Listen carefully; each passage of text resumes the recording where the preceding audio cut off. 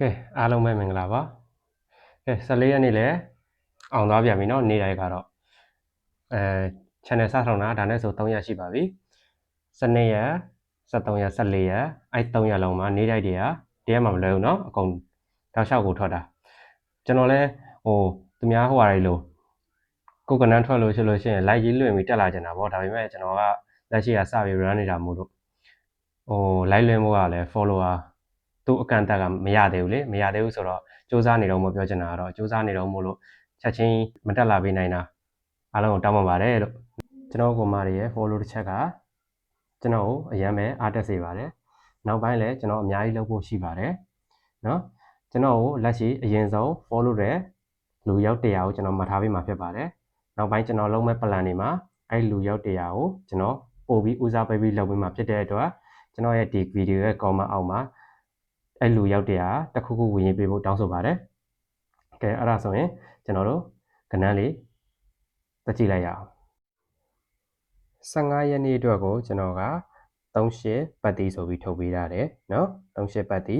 ဒီထိုးခွက်ကိုကြတော့81 86 89 89 80 88 84ဆိုပြီးထုတ်ပေးထားတယ်ဒီ3နဲ့ပတ်သက်ပြီးတော့ကြတော့38 31 34 30 35 3နဲ့39ဆိုပြီးထုတ်ပေးထားပါတယ်ဒီတောက်ကြမကျော်လေးလုံးခွေက3984ခွေပိုးဆိုပြီးကျွန်တော်ထုတ်ပေးထားတယ်ဒါမနေ့ကလည်းဒီကဏ္ဍပဲเนาะတူတူပဲเนาะကဲအားဆိုရင်တောက်ကြမကျော်အထုမွေး6ခွက်ကိုကြတော့6ခွန်61 31 96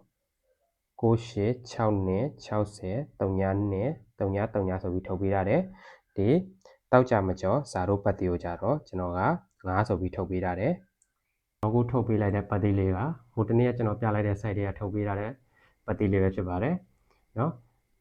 အကိုတို့မတော့ဘာမှအဲ့ site ထဲကနေပြီးတော့ဘာမှပြန်ပြင်စရာမလိုဘူးကျွန်တော်ချပေးထားတဲ့အတိုင်းတင်ပြီးတော့ကစားရုံပဲเนาะအကုန်လုံးကျွန်တော်အကုန်လုံးကြိုက်ပြီးတော့တခါတည်းအပြီးပေါက်လုပ်ပေးလိုက်ပြီးသားเนาะဘာမှပြန်မပြင်နဲ့တော့ပြီးတော့နောက်တစ်ခုကျွန်တော်စင်းကန်လေးတစ်ခုပြောသွားခြင်းနဲ့အဲ့ဒါပါလဲဆိုတော့ဆရာတွေကလိုက်ပတ်ယူပြီးတော့မစော့ပါနဲ့ဆရာတွေလိုက်ပတ်ယူပြီးမစော့နဲ့ဆိုတာဘာလို့ပြောတာလဲဆိုတော့ဒီဆရာတွေအများကြီးတည်းကနေပြီးတော့ယူလို့ရှိရင်ခဏနေအများကြီးရမယ်အဲ့ဒါတွေကိုမစော့ပါနဲ့ဘာဖြစ်လို့လဲဆိုတော့အဲ့လိုစော့မယ်ဆိုလို့ရှိရင်ပေါက်ရှုံးမဲ့ဖြစ်သွားပါလိမ့်မယ်ကဏ္ဍတွေကအဲ့လိုများသွားတဲ့ခါမျိုးကျရင်တစ်ခုမဟုတ်တစ်ခုကထွက်မှာပါเนาะ